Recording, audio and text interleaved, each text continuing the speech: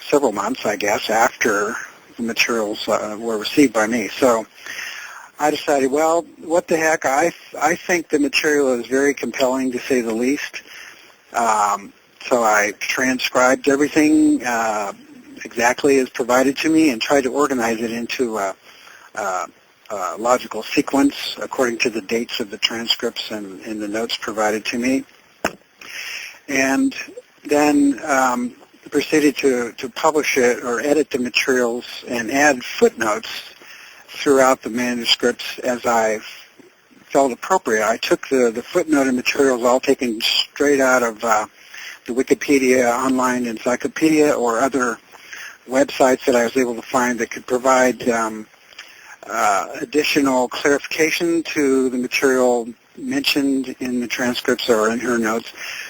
So that, in the course of putting all this together, essentially my role was nothing more than to edit the material and put it forth in a very forthright manner that doesn't add any of my personal opinion about the material or my personal perspective or thoughts or ideas about it. Just put the material out, and my premise has been just sort of personally as my own philosophy all along, and as I mentioned in my original book, The Oz Factors, I think that reality, whether normal or paranormal, spiritual or physical, is very, very highly subjective, and the bottom line is that what's true for you is true for you.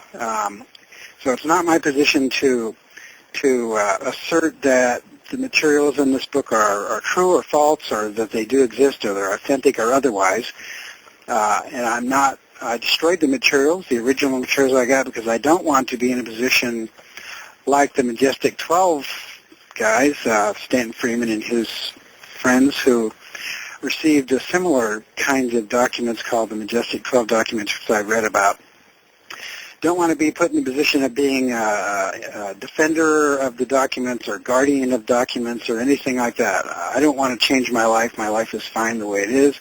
I'm not a UFO aficionado. It's sort of a passing interest to me, as it is with many people. So anyway, that's what the book is basically, is those materials presented as forthrightly without any editorial comment as possible, so that people can examine them and take them or leave them or whatever they want. I have my own personal opinions about it, but my opinion is as good as anybody else's opinion and is essentially irrelevant. When you look at these documents, how does she break down the narrative? Can you take us through some of the highlights, how she was brought into let's assume that for the sake of our discussion, this absolutely is true and it happened. What was kind of the timeline? Well, in her letter, which is I've replicated precisely in the book, letter for letter, which was written on August 12, 2007, she explains how it is that she came to be involved in this. She was stationed at the 509th Bomber Squadron in Roswell. She was a nurse. She was a nurse's surgeon's assistant, I gather. And she gives her name, rank, and serial number and so forth in the letter. And apparently she was on duty at the time that the Roswell crash was reported, and she accompanied the intelligence officer, whose name I think is Cabot. It's mentioned in the letter, and also footnoted in the book from references that are available on Wikipedia. Anyway, she accompanied the officer to the crash site and discovered that there were several aliens there, 3 of whom were dead and 1 who was living. And as she was a nurse, she was asked to go along and provide assistance if needed. And according to her, she was able to understand telepathic communication. The being didn't have any auditory ability, didn't have a mouth and vocal cords and that sort of thing to speak with. So subsequently they took the being back to the base, and because she was able to communicate with it, she said, and no one else was, it was decided by the command authorities to allow her to be the companion of and conduct interviews with the alien,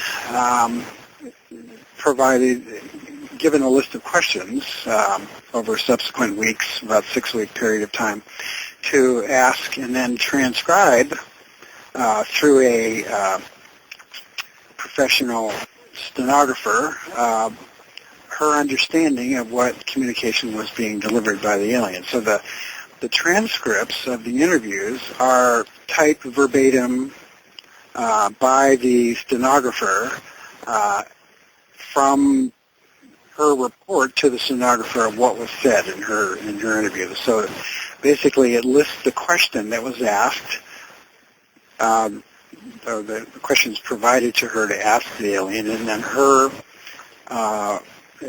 report of what the response was to the stenographer. So the notes are very straightforward. They're dated and all of that sort of thing.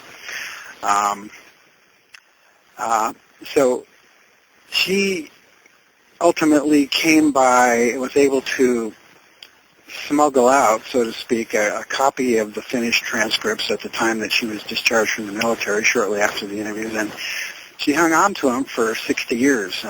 She was basically transported away and given a secret identity, and what is it called when the government... Witness protection program. Yeah, witness protection, something like that. So she kind of disappeared from the face of the earth. So I have been unable to verify, except by inference, that there was actually such a person there. There's lots of circumstantial evidence and other witnesses who said that there were nurses at the base at that time. This is all information that I read subsequently on the internet, sort of trying to verify. Mm-hmm. Could these documents actually be factual? Could this actually have occurred? So my footnotes throughout the transcripts and so forth are my attempt, and just by Googling things on the internet, mm-hmm. to try to verify whether or not any of this information is factual or not. And so the footnotes that I've entered in there are my additives to try to substantiate the factuality. And I was surprised to discover that all of the people that she names by name, rank, serial number, and so forth, in the documents and so forth, are actual people. Mm-hmm. They would have been around or available or living at that time. And so I wasn't able to find anything myself personally that would negate or substantiate, that the documents are fraudulent. But on the other hand, I can't, and I refuse to attest that they're anything other than from her. I mean, they're hers, whether she sat down at a typewriter and made the whole thing up, or somebody else using her name made the whole thing up and sent it to me. I could care less. I mean, I have to ask this. One way or the other, it just is what it is. I have to ask this, though. If you were a betting man, and I don't know that you are, but let's say if you had to, not vouching for the authenticity, but if you had to lean, it sounds like, through your studies, you feel that it's certainly within a strong realm of possibility that they're real. Well, yeah. I mean, there's that. But again, to the degree that, I say right in the introduction of the book, I say, I attest that I received an envelope and it had documents in it that were printed on real paper, typed on a typewriter apparently, and they were postmarked from Ireland, and I give the address from which I received them and the date and all of that sort of thing. I attest that it was real